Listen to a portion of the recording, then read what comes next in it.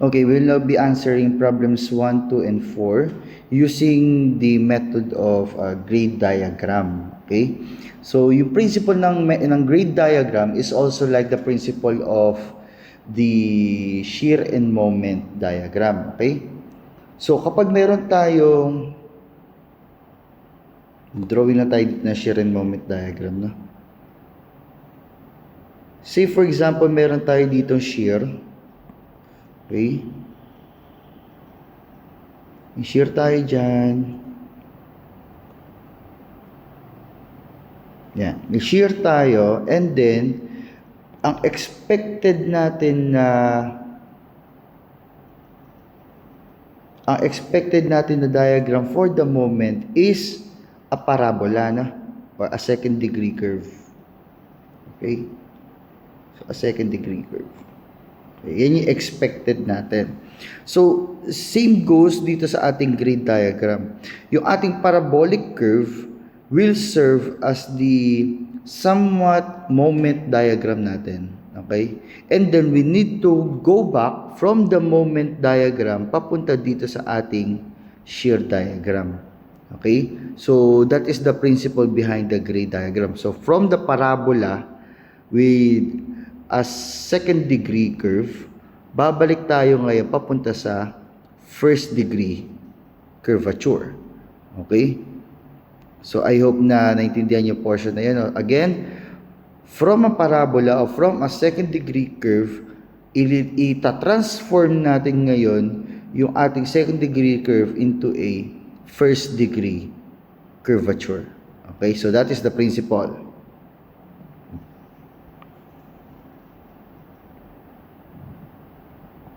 Okay. So, ngayon, mag-start tayo dito sa problem number 1 natin. So, given tayo, recap lang natin, no? Given tayo dito ng positive 3.4% na grade, G sub 1, and a negative 4.8% G sub 2. Ang pinapahanap sa atin is letter A, the location of the highest point or yung S distance natin. Letter B is we need to compute the stationing of the highest point of the curve. We need to find the station of HP. Okay, station HP. Then lastly, we need to determine the elevation of the highest point or elevation HP. Okay? So first and foremost, we need to project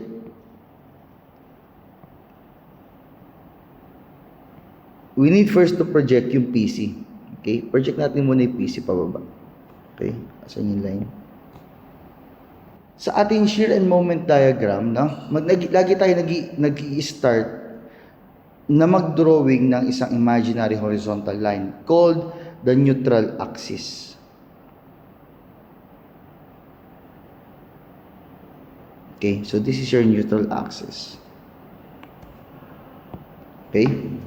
Now, paano natin i-plot ngayon from a curvature of second degree papunta sa first degree? So, ganito na. Gamit ako ng red ball pen. Okay. Check nyo muna itong gradients natin. Okay? Kaya siya tinawag na grade diagram. We are concerned here sa ating mga gradients. Okay? With this one, ang G sub 1 natin is positive 3%, 3.4%, and G sub 2 natin is negative 4.8. Okay? Take note that the sign convention, kapag positive ang gradient, pataas tayo, and pag negative ang gradient, pababa. Okay? Dito sa ating grade diagram. Okay?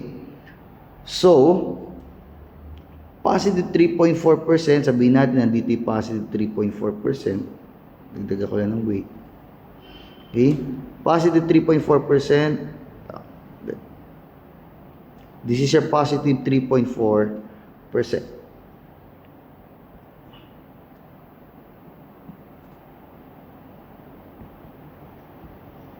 Okay? Next, we have a negative value of gradient. So, that is negative 4.8%. Kung negative siya, definitely, dapat pababa siya. Okay?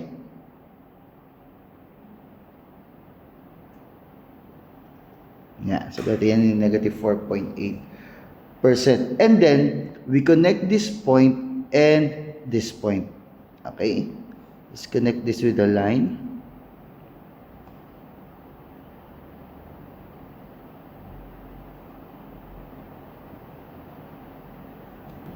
Okay. So, ito ay negative 4.8%. And that will be the representation of your grade diagram. Okay? Ito ngayon, yung distance is, okay, from the point of inflection. Okay? Meron kayong point of inflection. I hope na naaalala pa yung topic nyo sa statics, no? Or kung meron kayo ngayon sa mechanics of deformable bodies, no? Na ang tinatawag natin na point of inflection. Sa shear natin, meron tayo dyan mga point of inflections. Yung first triangle natin, dito sa may positive 3.4%, nasa positive side siya ng neutral axis natin o nasa itaas ng neutral axis.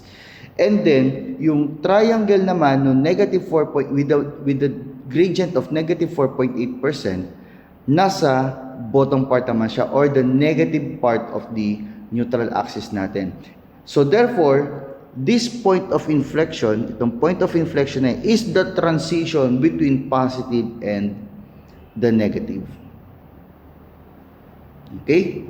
And that, kapag pinroject natin siya, if we project this, okay, pataas, dito sa ating curve, okay,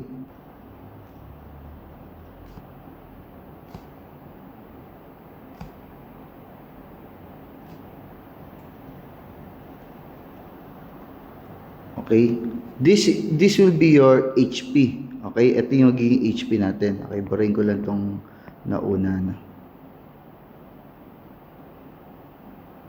Okay, ito yung magiging HP natin. Okay, representation HP natin yan. Okay, so yan daw po yung ating highest point. Okay, yun yung highest point natin. Delete ko lang itong part na to.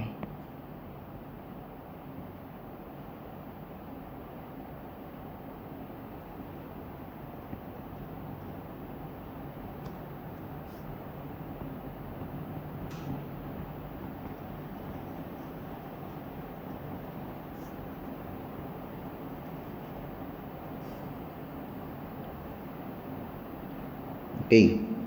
So, yan daw po yung highest point natin. Again, kung nasaan po ang ating point of inflection dito sa ating grade diagram, nandoon yung highest point or pag sub-curve naman siya, nandoon yung lowest point natin. Okay? So, in this case, nandito po ang ating point of inflection. So, therefore, this distance, itong distance na to, is S distance. Okay? And this distance is L minus S. Okay? So, ang total distance niya is 320 meters. So, now, yan lang ang kailangan natin. Okay? Yan lang po ang kailangan natin to figure out ngayon what is the length of or what is the location of the highest point from PC. So letter A tayo. Okay? Kung titingin sa itaas, tingin lang kayo dito sa grade diagram natin. Okay? Paano natin makukuha yung S distance natin? Okay? How can we get the S distance? Simply by using the ratio and proportion. Okay? RNP lang. So, RNP natin is x sub 1 all over y sub 1 is equal to x sub 2 all over y sub 2. In this case, dalawa yung triangle natin, pwede natin gamitin for RNP. Okay? Or ratio and proportion. Yung first triangle natin will have a value or a variable of x as S distance. All over x all over y. Okay, ano y natin dito? Okay, so that is 0.034 is equal to L minus S kasi yun yung x nung pangalawang triangle. So that is L minus S. Yung L natin is 320. So we have 320 minus S all over y. What is our y? Okay, negative 0.048 or 0.048. Sir, wala pa rin po ang negative sign. Okay? So, isang variable na lang kulang natin dito. Isa lang ang unknown, which is the S. Pwede na kayo mag-shift solve. Okay? Makakapag-shift solve kayo dyan or cross multiplication or simplification. The value of S is equal to 132.6829 meters.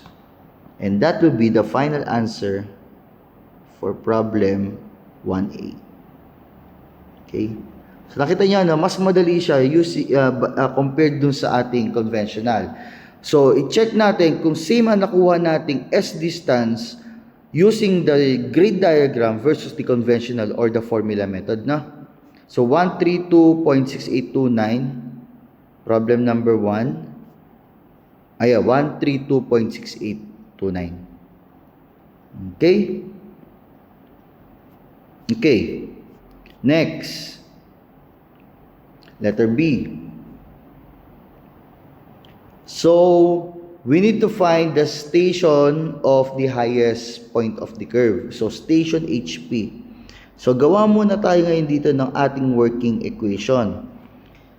Sabi natin, pag station, ang kinoconsider natin is the horizontal distance. Okay? Hindi po kasama yung vertical distance. Okay? Ang given na sa atin dito is the station of the vertex. So, let's utilize station vertex.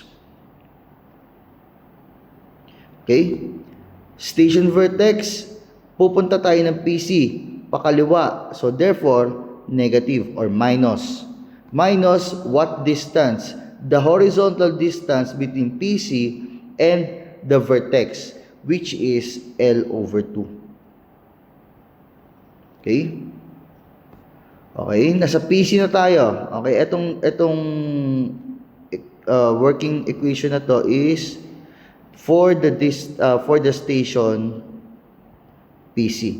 Okay? Nasa PC tayo, kailangan natin pumunta ngayon ng HP. Okay? So, at what distance? Okay? That's the question. At what distance?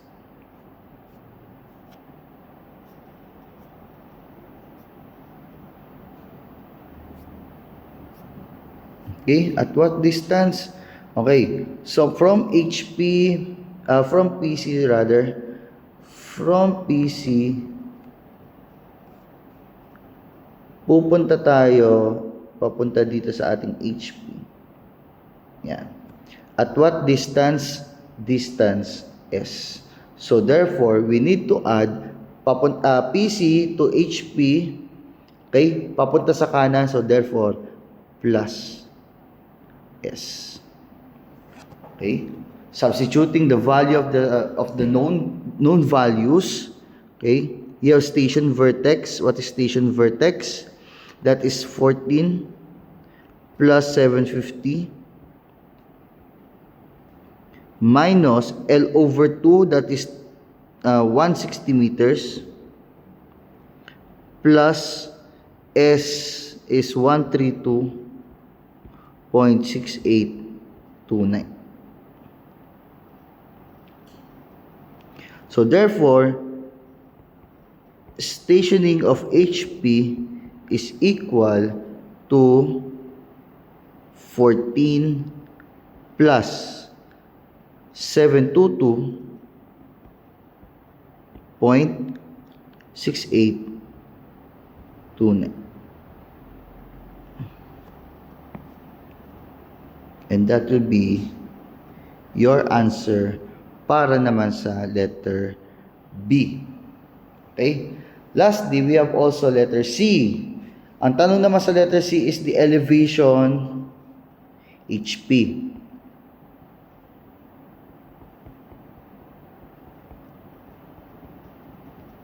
Okay, how do we get the elevation HP? Okay, based sa plot natin, ang given lang sa atin is the elevation of the vertex. So, utilize natin. We have the elevation of the vertex. Okay? Minus A. Okay? Ito, i-denote ko lang to as A. Again, pag elevation, vertical distance. Okay? Pag elevation, pag stationing, horizontal distance. So now we need to get the vertical distance from the vertex to the station PC. Okay, since from the vertex to PC, pababa, going down, so therefore, minus. Okay? Minus what? Minus A. Okay? Elevation PC pa lang yan. Elevation PC.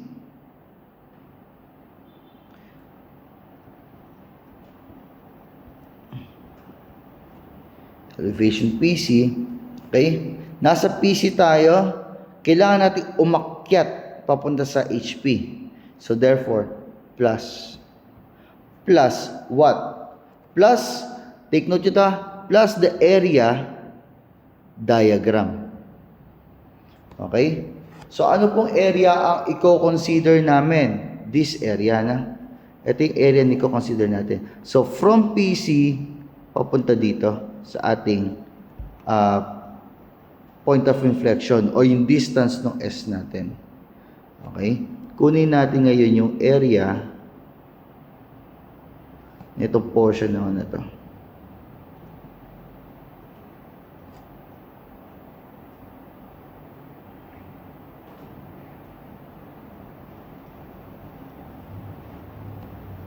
Okay? Yan triangle na kunin natin, no? So, substituting the known values, we have elevation of the vertex is 76.3 meters. That is 76.30 meters minus A. Okay, ano yung A natin? That is, what is our A? 160.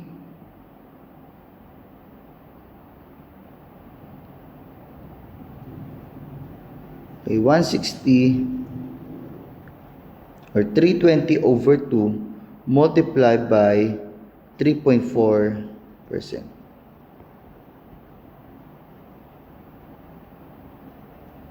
Okay. Then plus the area of the diagram. Yung area ng diagram natin dito, kaya ito naka-shaded yellow na to, no, is a right triangle with a leg of S and 3.4%. Okay? So, we need 1 over 2. Ang base natin ay S. Ang S natin ay 132.6829.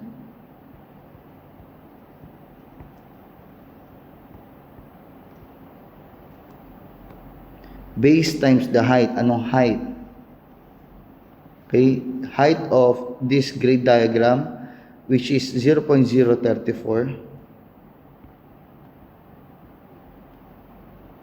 Therefore, using your calculator, we can have elevation HP is equal to 73.1156 meters.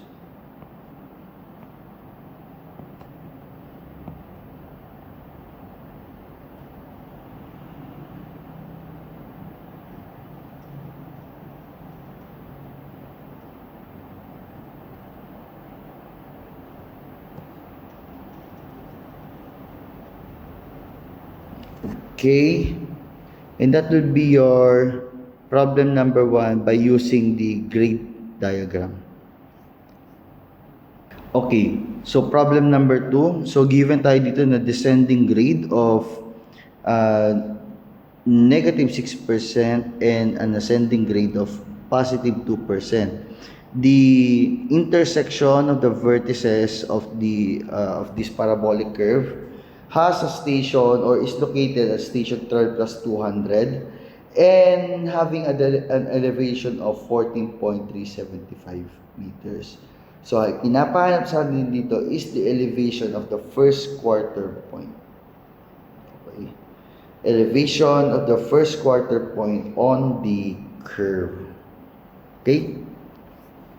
So, first and foremost, i-plot muna natin or i-project yung ating PC.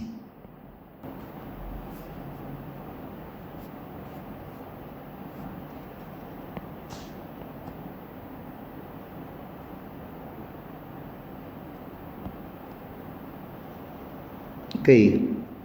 So, ngayon, we need to plot now the grid diagram of this problem number 2. We have a negative 6% G sub 1 or grade sub 1. So, lagay lang natin dito.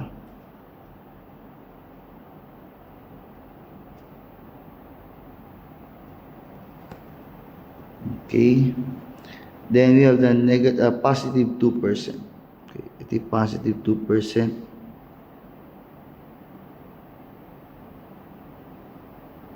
Okay, and then we connect.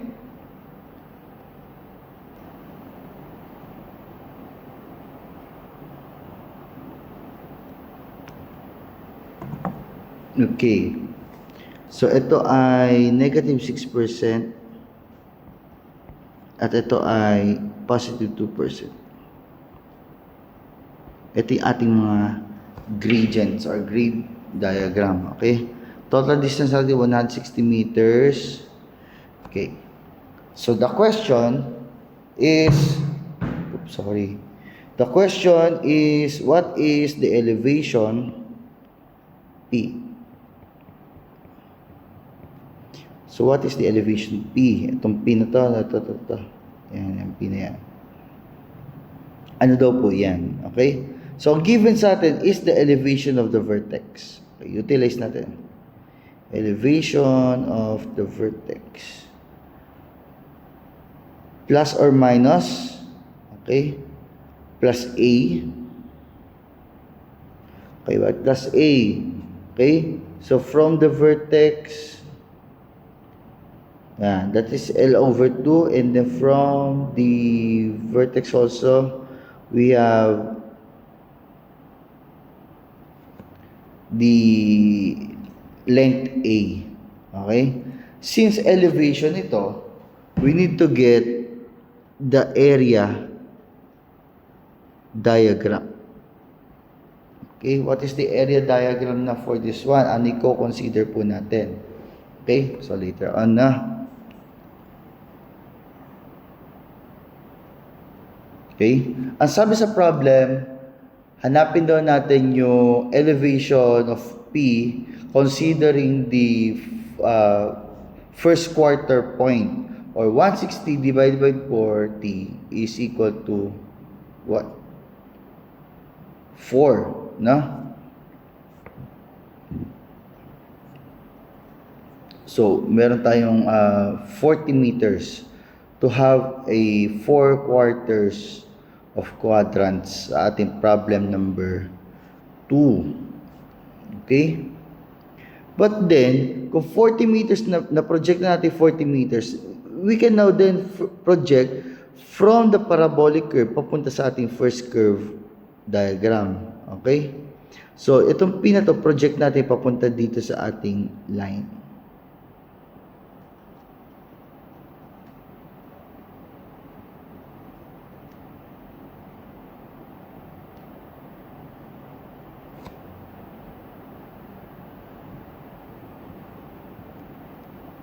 Okay? So, ang kino-consider natin ngayon na triangle dito, sorry, hindi pala siya triangle, it's a trapezoid, no? Is this one.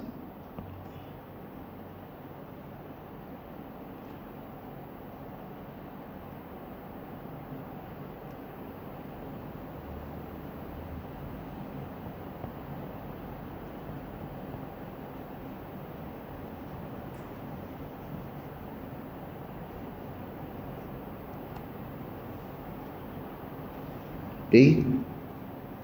Again, we have now the point of inflection. Ito yung point of inflection natin.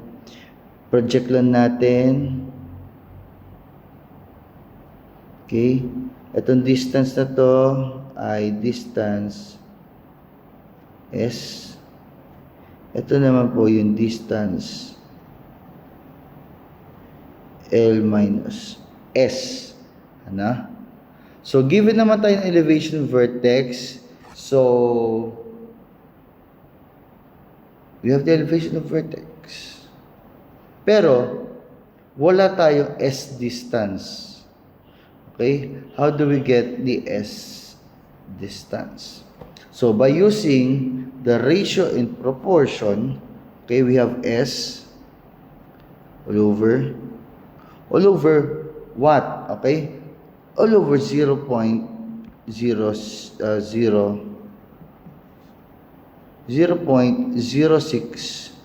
is equal to ito 160 minus S all over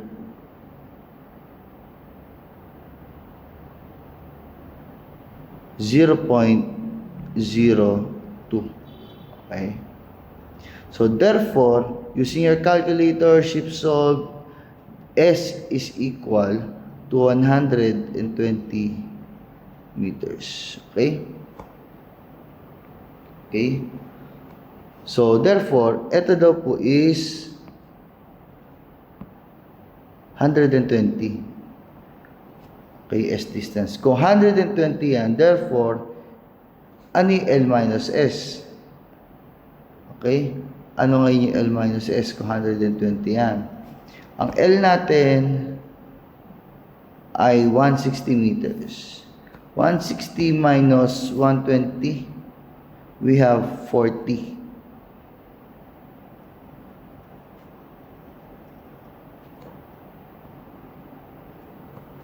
Okay?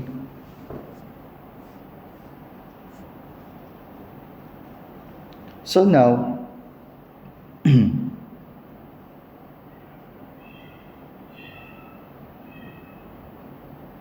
okay?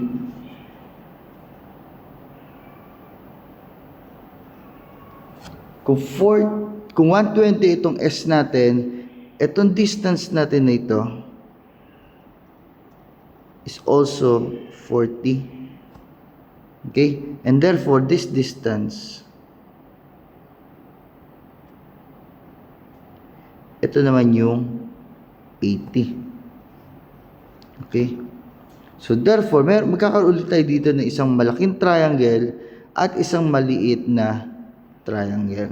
So that will be 80 all over G is equal to 120 over 0.06.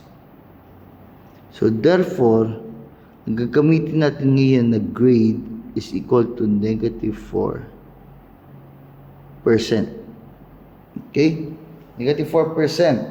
So, kompleto na tayo. Pwede natin makuha yung elevation of P.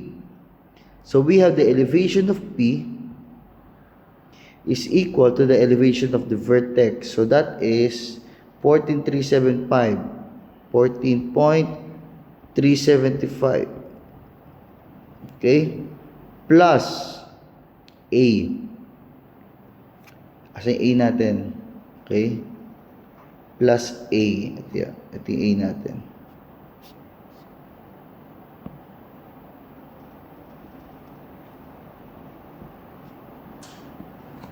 Yung A natin, ang tangent natin dyan ay 0.06. Okay?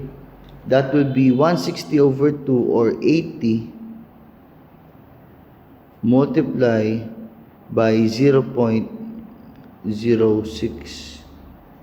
minus the area of the triangle, no? Or of the diagram.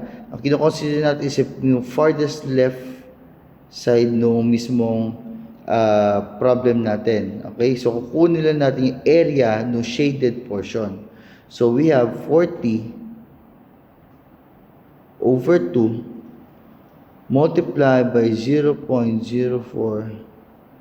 plus 0.06.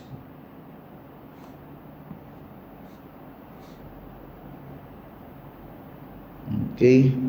Then using your calculator, elevation P is equal to 17.175 meters. And that will be your final answer in problem number 2.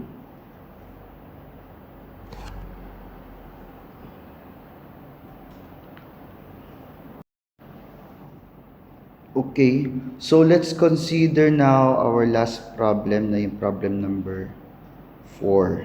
Okay. Okay.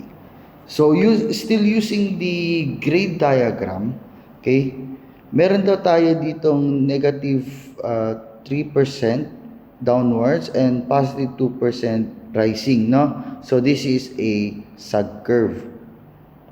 Okay, first we project the PC. Now, start tayo ngayon sa ating negative 3%. Okay? Since negative 3% negative, so therefore, pababa. Okay? And we have a positive 2% positive, therefore, pataas. Okay? And then we connect now the lines, no?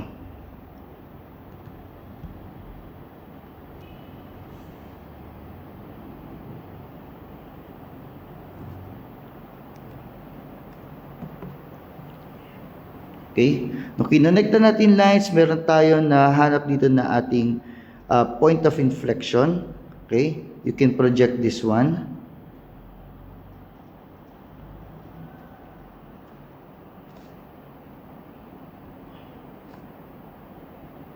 So, therefore, nandito daw yung ating HP.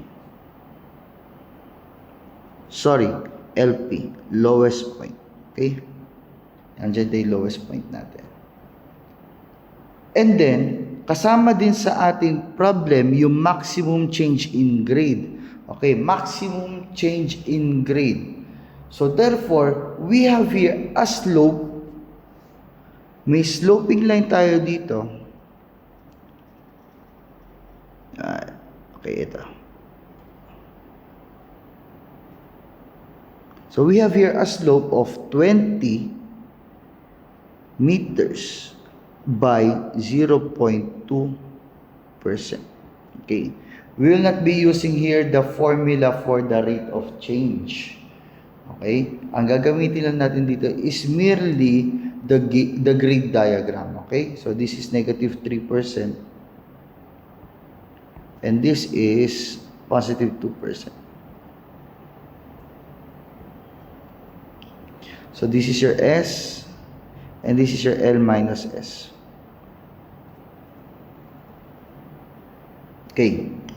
So, complete na tayo. Let's proceed. So, letter A. So, find the length of the parabolic curve that shall connect these two grade lines. So, how do we get now the length of the curve? Okay? So, ang length na hinahanap natin is this length. Ito.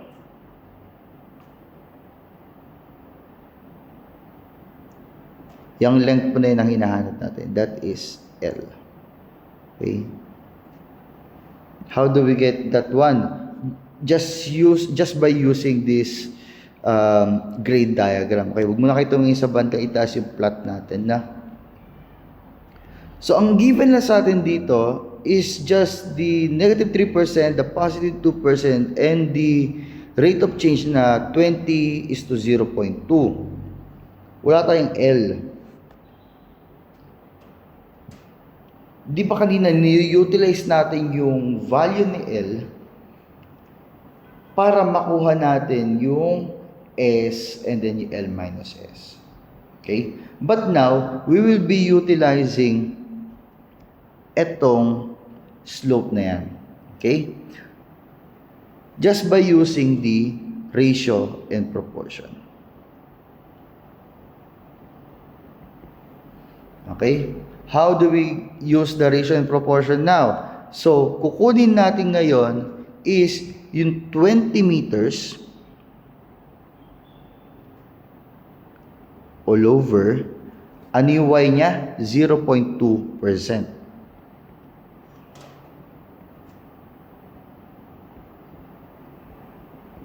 Is equal to what? Okay? Ang una natin kunin is yung distance S. Okay? S distance muna tayo. So, S all over 3%. Okay? Therefore, cross multiplication, we have S is equal to 300 meters. Okay? May S na tayo, kunin naman natin si L minus S. Gagamitin din natin ulit yung 20 is to 0.2%. So, by using that one, we have 20 meters all over 0.2% is equal to what? L minus S all over 2%. Okay?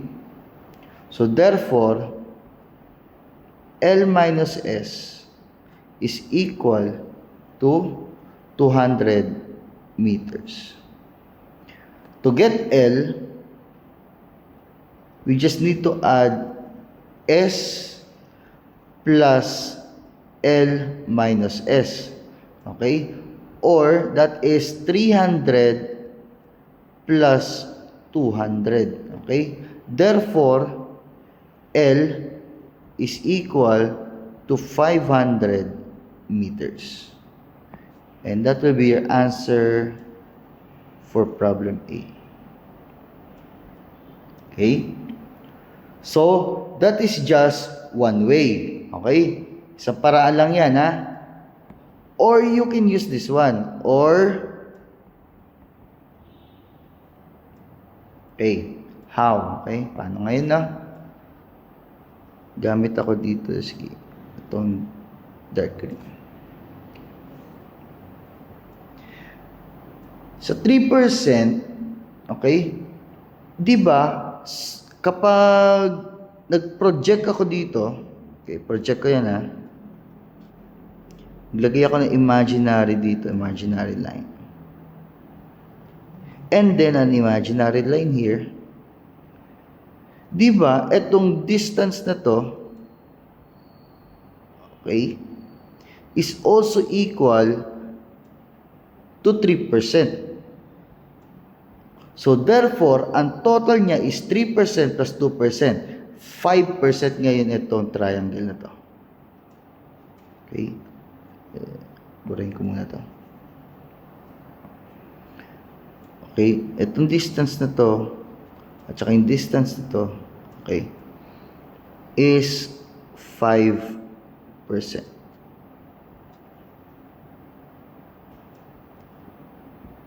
Okay?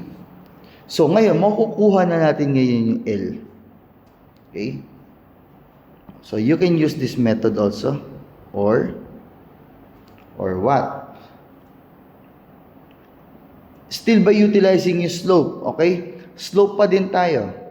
So, we have 20 all over 0.2% is equal to L all over 5%. Therefore, L is equal to 500 meters. So, yun yung quickest way na na ano. Basta alam niyo yung principle, you can answer this one. Okay. Same lang din makukuha natin.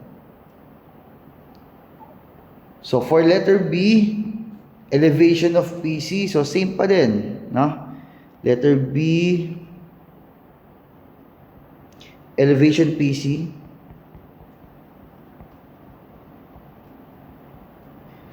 That is equal to elevation of the vertex. Okay? Since pataas tayo, so therefore, elevation vertex plus A. Okay? So that is equal to 100 meters plus 500 over 2 multiplied by 0.03. Therefore, elevation PC using your calculator is equal to 107.50 meters.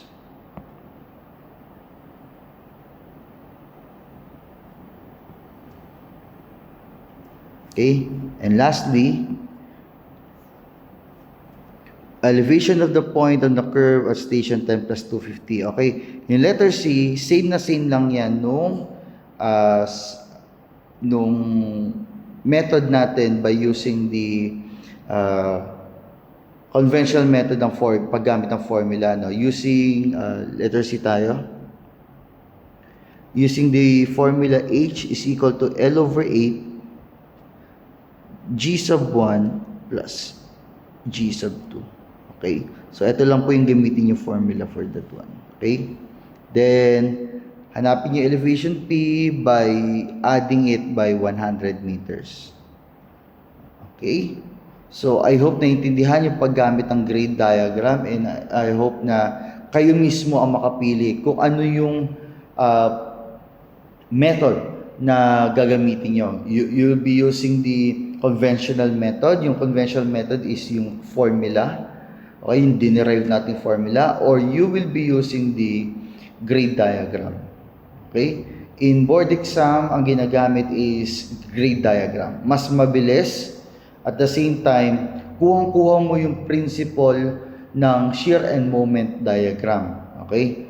This is hitting two birds with one stone, no?